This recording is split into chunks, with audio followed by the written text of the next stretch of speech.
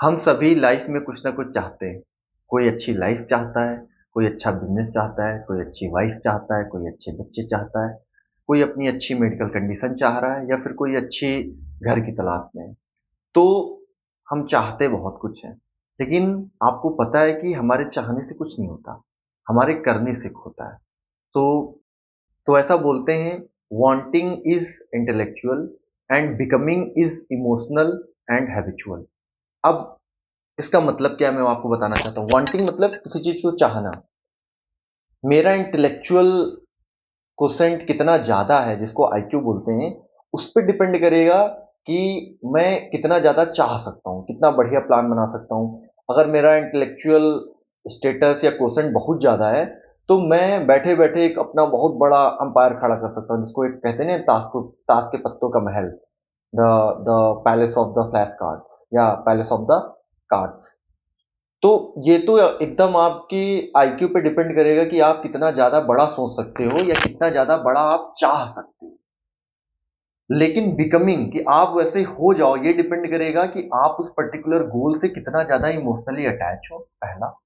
दूसरा, आपका बिहेवियर क्या दिखा रहा है कि आप वाक़ई उस डायरेक्शन में पर डे कोई एक्शन ले रहे हो कि नहीं ले रहे हो। ज़रूरी नहीं है कि सेम काम आपको रोज़ करना है। अलग-अलग आप काम कर सकते हो, लेकिन that should be going towards that particular goal. तो इसीलिए वांटिंग तो एकदम इंटेलेक्चुअल पैरामीटर है, लेकिन डूइंग ये आपका पैरामीटर है, जो दिखाता है एक बिहेवियर को और एक पैटर्न को, आपके इमोशनल स्टेटस को। तो ये आपको जरूर ध्यान में रखना चाहिए कि आप क्या चाहते हो। वर्ल्ड या पीपल आपके जो अराउंड है उस पे एक्ट नहीं करते हैं, लोग इस पे एक्ट करते हैं कि आप कर क्या रहे हो।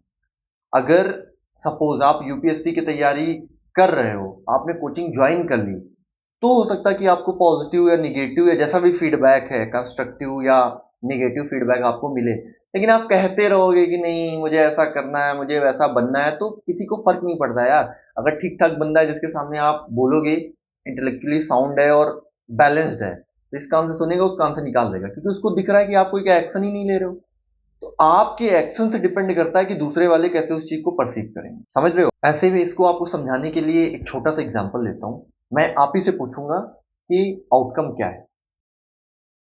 तो मैं आपको एक कंडीशन बताता हूं, दो बंदे के लिए सेम कंडीशन लगा देता हूं। एक बंदा ए है, एक बंदा बी है। सेम प्रॉब्लम है दोनों को। दोनों की जॉब में प्रॉब्लम चल रही है, स्टेबल नहीं है। बहुत ज्यादा दोनों में वर्कलोड है। दोनों के पेरेंट्स में मेडिकल इश्यूज है, मतलब प्रॉब्लम चल रही है कुछ ना कुछ। और चौथा, फाइनेंशियल इशू है। अब बंदा ए वर्सेस बंदा बी, एक बस चाह रहा है कि हे भगवान सब कुछ अच्छा हो जाए, सब कुछ किए जा रहा है, सोचे जा रहा है, मन ही मन सब कुछ किए जा रहा है, कर नहीं रहा है, ओवर थिंकिंग में। एक बंदा है, बहुत ही छोटे छोटे स्टेप्स ले रहा है, बहुत छोटे। मैं ये नहीं कर रहा हूँ बहुत बड़े, बहुत छोटे छोटे कि उसको फाइनेंशियली प्रॉब्लम है, तो उसको ये पता है कि अगर पैसा आएगा और बचेगा तो मुझे क्या करना है इसका। जैसे एग्जांपल कि मेडिकल इंश्योरेंस लेना है मुझे, सबसे पहले पैसा बचा के एनी हाउ मुझे मेडिकल इंश्योरेंस लेना है, मम्मी पापा का अपने और अपना।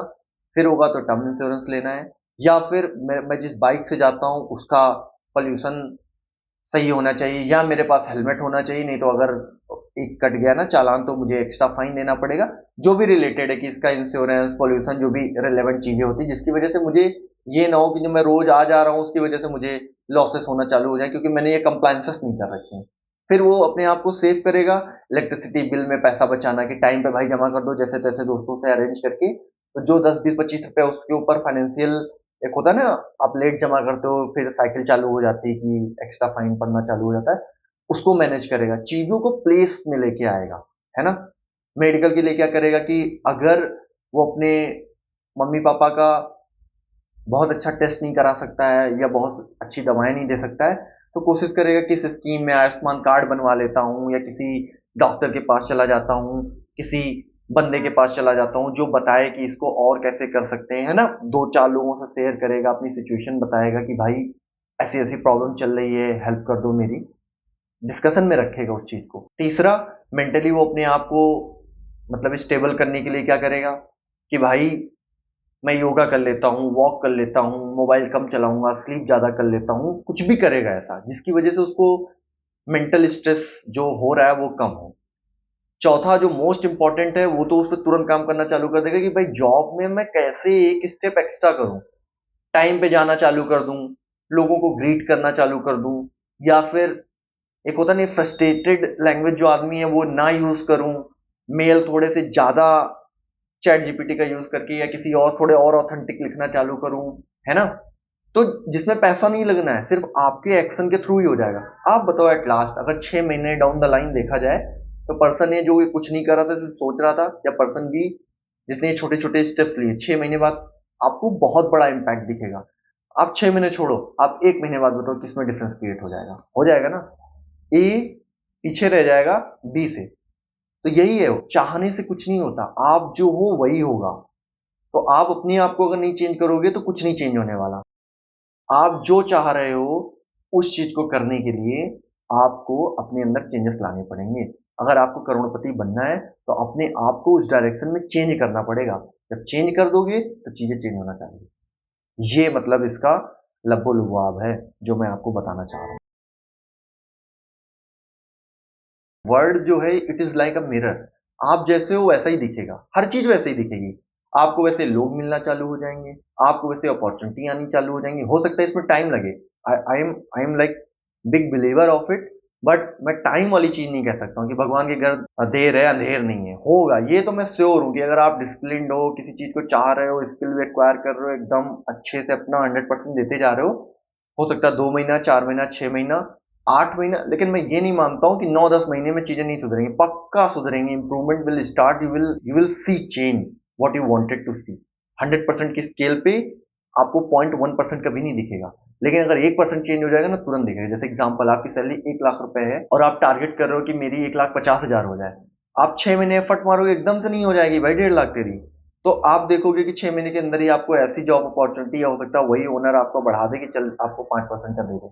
10-20 रुपए बढ़ाएगा तो उससे थोड़ी ना कोई फर्क पड़ने वाला है। तो वो जो आपको दिख जाए, ऐसे ही मसल में, आपके पेरेंट्स की इंप्रूवमेंट में, फाइनेंशियल कंडीशन, वैसे ही आपके फाइनेंशियल कंडीशन में, आपके पेरेंट्स की मेडिकल कंडीशन में, आपके मेंटल स्ट्रेस कंडीशन में, आपकी जॉब स्टेबिलिटी में आपको चेंज आना दिखना चालू हो जाएगा। वो छोटा छोटा चेंज 1 महीने में इतना कंपाउंड हो जाएगा कि आपको दिखे कि नहीं नहीं, अब तो थोड़ा सा सही लग रहा है, ओनर से मेरी अच्छी बन रही है, थोड़ा सा मैं मेंटली भी सही हूँ, मम्मी पापा भी थोड़ा इंप्रूवमेंट है, खाना पीना सही से खा रहे हैं, आधी रोटी ज्यादा खानी चालू कर दी है।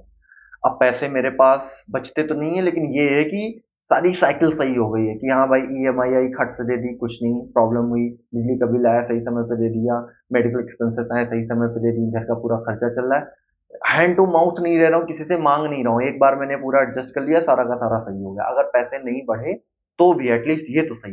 तो नेक्स्ट टाइम जब भी आप कुछ चाहो कि ये हो जाए, तो एक क्वेश्चन आपके दिमाग में जरूर आना चाहिए, क्या मैं वैसा हो रहा हूं जो मैं चाह रहा हूं।